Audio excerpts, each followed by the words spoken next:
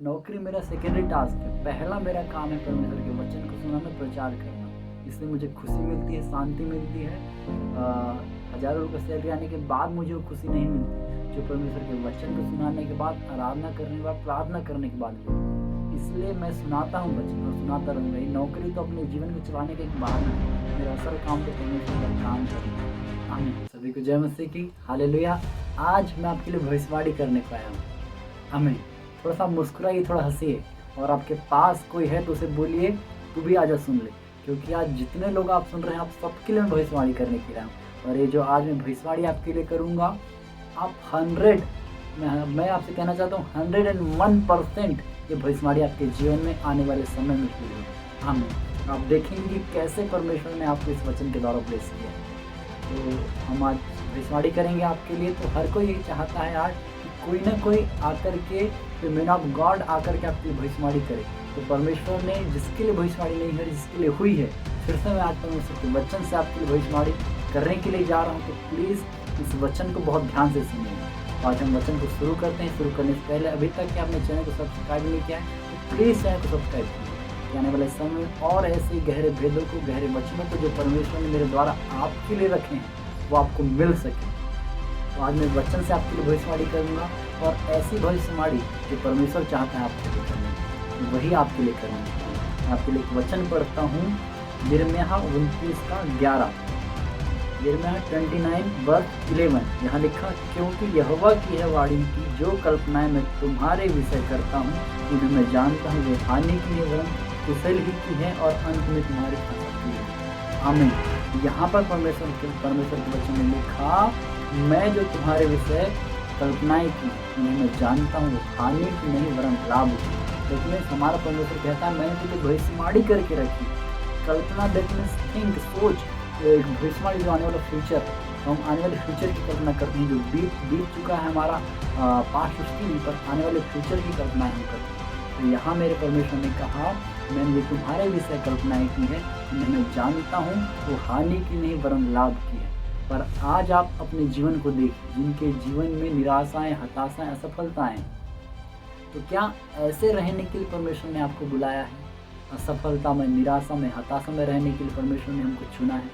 Hallelujah. जरा आप सोचिएगा 1 मिनट 2 मिनट बैठ करके, मुझे परमेश्वर ने क्यों बुलाया है? क्योंकि यहाँ तो उसने कहा कि मैं जो कल्पनाएं करता हूँ जानता हूँ, वो हानि की नहीं वरन लाभ की है।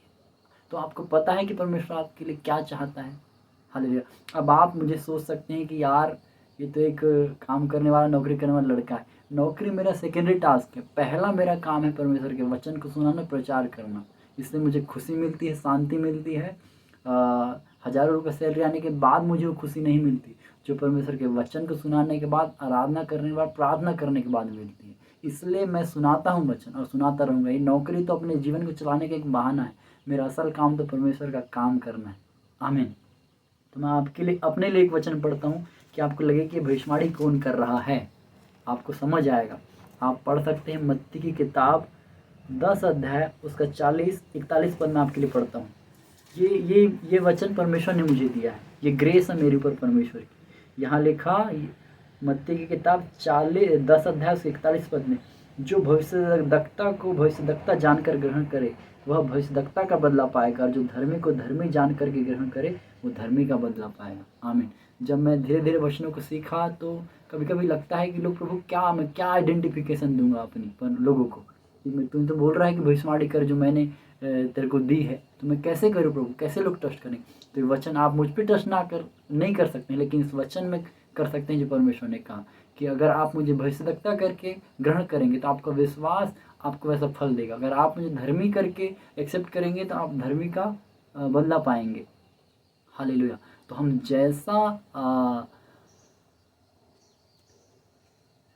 जैसा एक्सेप्ट करेंगे परमेश्वर के दासों को, मुझे ही नहीं किसी को भी, आप वैसा फल पाएंगे।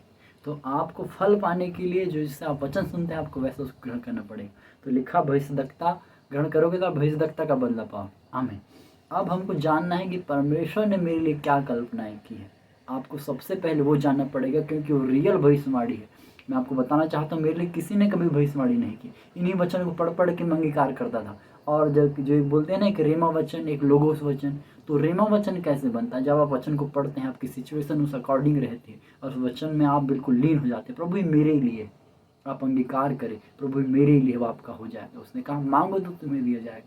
तो उसने क्या मांगने को कहा, वो आपको जानना है कि वो मुझे क्या मांगने के लिए बोल रहा है। जब आप जान जाएंगे कि परमेश्वर मुझे क्या चाह रहा है देने के लिए, और आप जब उस चीज़ को मांगेंगे तो परमेश्वर आपको देगा। तो मैं बताना चाहता हूँ, परमेश्वर ने जो आपके लिए भविष्यवाणियाँ रखी है, यीशु मसीह ने जो आपके लिए भविष्यवाणियाँ रखी है, ईश्वर परमेश्वर ने कहा मैं जानता हूँ कल्पनाएं हानि की है वरन्तु लाभ की है। आमीन। तो हम पढ़ते हैं यूहन्ना 14:12। यहाँ एक भविष्यवाणी का वर्ड लिखा हुआ है। यूहन्ना 14:12 में इस प्रकार से लिखा, मैं तुमसे सच सच कहता हूँ, जो मुझ पर विश्वास करता है, ये काम जो मैं करता हूँ वो भी करेगा, वरन इनसे बड़े काम को करेगा, क्योंकि मैं पिता के पास जाता हूँ। आमीन। ये पहली और मतलब बहुत सारी भविष्यवाणी है, लेकिन मैंने जो ली है उसमें से पहला ये है कि यीशु मसीह ने जो सबसे बड़ी अनॉइंटिंग हमारे लिए, मेरे लिए, आपके लिए रखी है, वो क्या है? यीशु मसीह ने कहा मुझ पर जो विश्वास करता है, मैं जो काम करता हूँ। यीशु मसीह क्या करते थे? 5 मछली 2 रोटी को कितना सारा बना दिया था, पानी को दाखरस बना दिया था। तो वैसे परमेश्वर हमारे द्वारा काम करेगा, वरन कहा मेरे से बड़े काम को करोगे। यीशु मसीह को सताया, लेकिन आज अगर हम वैसे हैं तो हम प्रार्थना करते, प्रभु तूने कहा कि तू मेरे से बड़े कामों को करो, तो हमको लोग नहीं सताएंगे। वो हमारे पास आएंगे, लेकिन लिखा वचन में वो आएंगे तो लेकिन 7 मार्ग से भाग जाएंगे।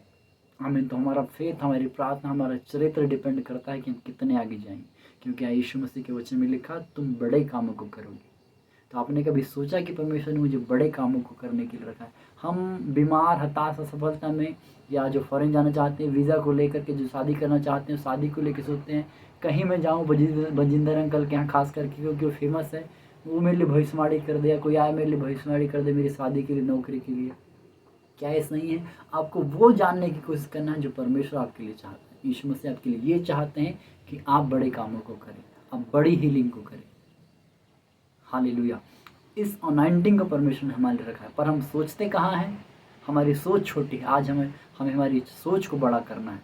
हालेलुया। जब तक हम पैर नहीं अपनी चादर के बाहर ले जाएंगे, चादर बड़ी नहीं होगी। और उसने कहा तू मांग तो सही, तू मेरे पास आ तो सही। हालेलुया। तो ये पहली भविष्यवाणी है कि हमारा परमेश्वर हमको अपने से ज़्यादा पावर दे करके इस्तेमाल करना चाहता है। वो बड़ा इंटरेस्टेड है मुझ में और आप में, हमको बढ़ाने के लिए।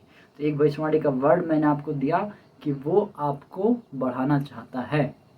हालेलुया। दूसरी भविष्यवाणी पहला पत्रस 2:9 को हम पढ़ेंगे। पहला पत्रस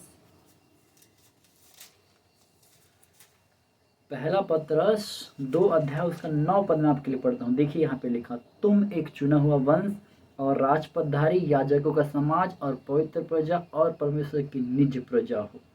आमीन। हालेलुया। देखिए क्या कहा? पहला चुना हुआ वंश, हम चुना हुआ वंश, चुना हुआ, हम आप चुने हुए हैं।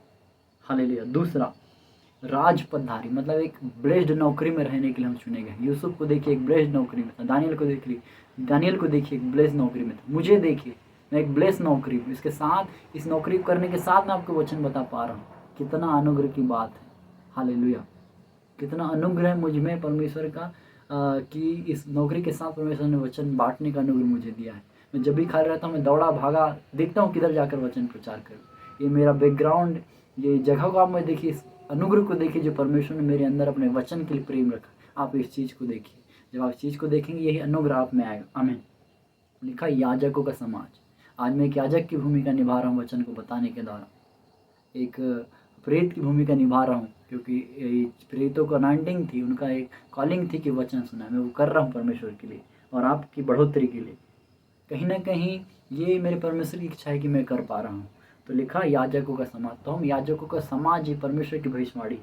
और लिखा पवित्र लोग, पवित्र लोग। और इसको आप एक जगह और पढ़ेंगे, पहला पत्रस 1 उसके 16 पद में लिखा, क्योंकि लिखा है पवित्र बनो क्योंकि मैं पवित्र हूँ।